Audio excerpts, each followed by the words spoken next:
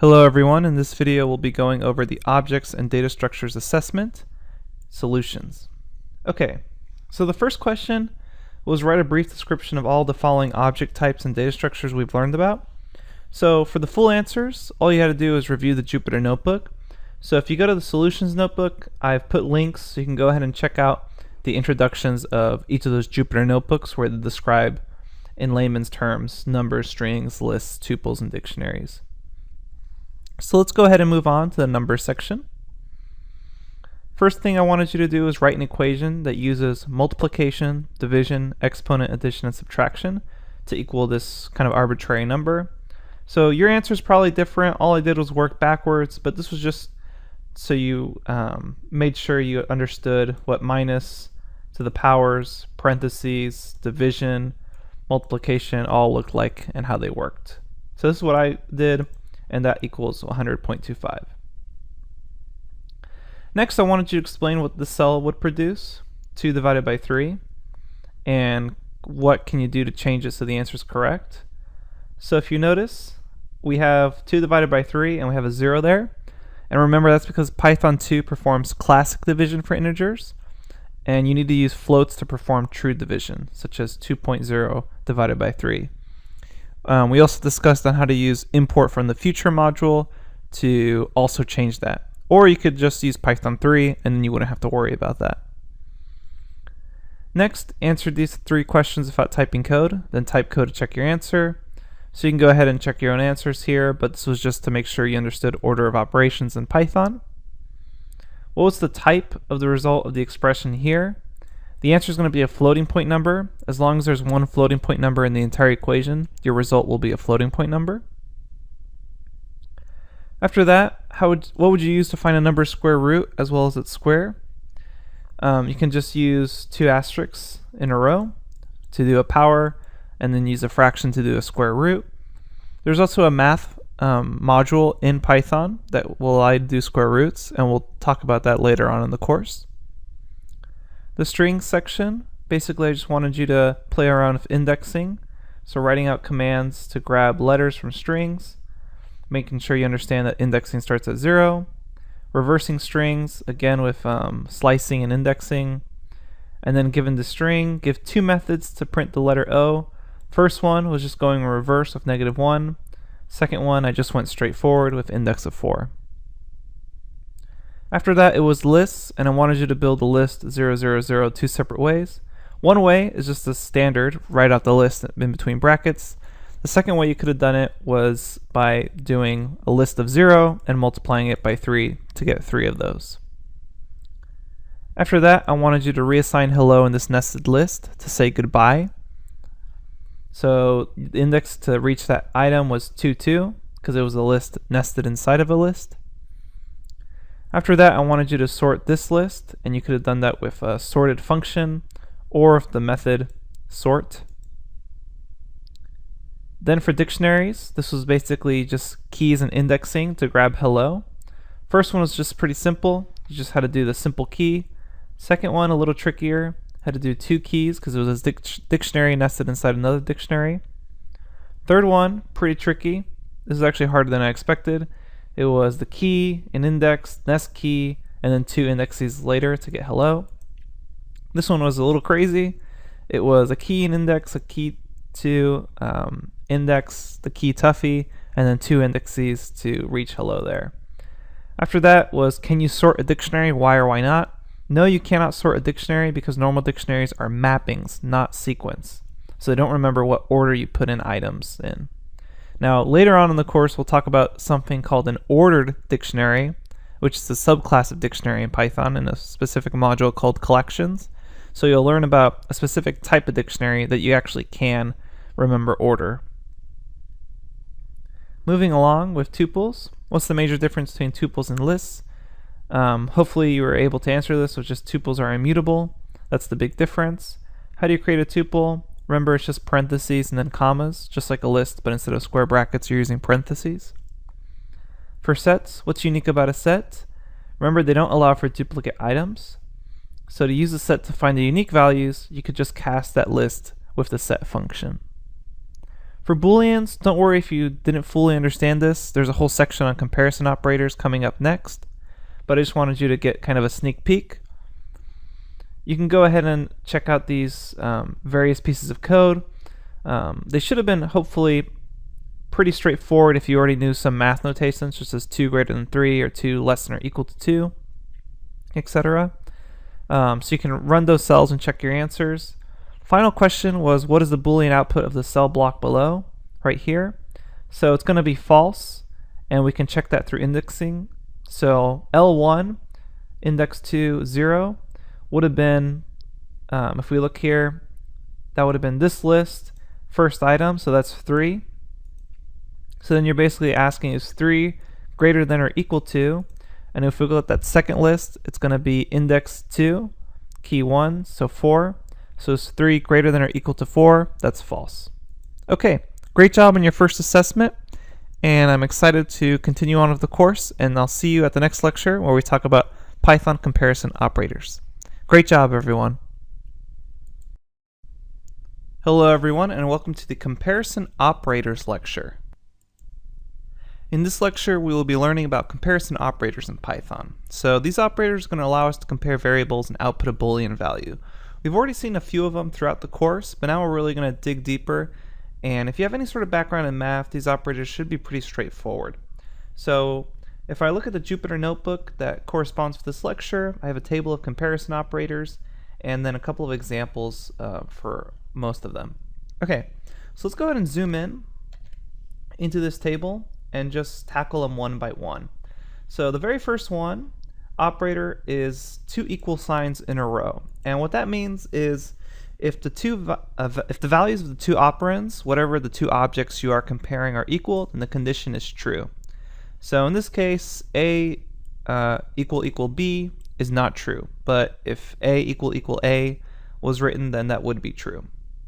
So as long as these 2 objects are the same, then equals will output true. If they're not the same, it'll output false. So moving along, the opposite of that is exclamation mark equals. So that means if they're not equal, then the condition becomes true. So this statement basically says A is not equal to B, which will output true. Another way to write this is with a less than and a greater than sign back to back. So that's the same as this operator right here, but in most cases I would encourage you to use exclamation equals mark. That's what most people use. Okay, then as far as like greater than or less than or equal to, etc.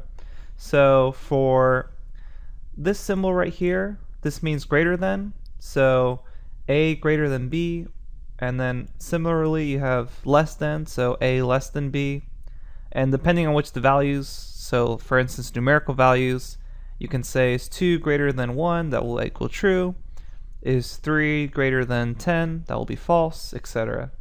And then if you want to do greater than or equal to or less than or equal to, you just add an equal sign to those symbols. Okay, so let's go ahead and see these guys in action by jumping over to the live code. Alright, so comparison operators. Let's go ahead and dive in. So remember we have the equals operator, and we can go ahead and play with that. So I'm going to say 2 equals 2. Is that true? Yes, it is. So 1 equals 1. Is that true? Yes, it is. What about 1 equals 0? Well, that's false. Okay, so now let's go ahead and practice with not equal. So switching to not equal. Remember that was exclamation mark equals. So is 2 not equal to 1? That's true. Is 2 not equal to 2? That should be false. Remember we have the other way of saying it, which isn't as common, but we can still use it, which is the less than and greater than sign put back to back. So is 2 not equal to 1? That's true. Is 2 not equal to 2? That's true. Or I mean, excuse me, that's false. 2 does equal to 2. Okay, so like I mentioned, the more common ways with the exclamation mark equal sign. So moving along, we're going to now go with greater than.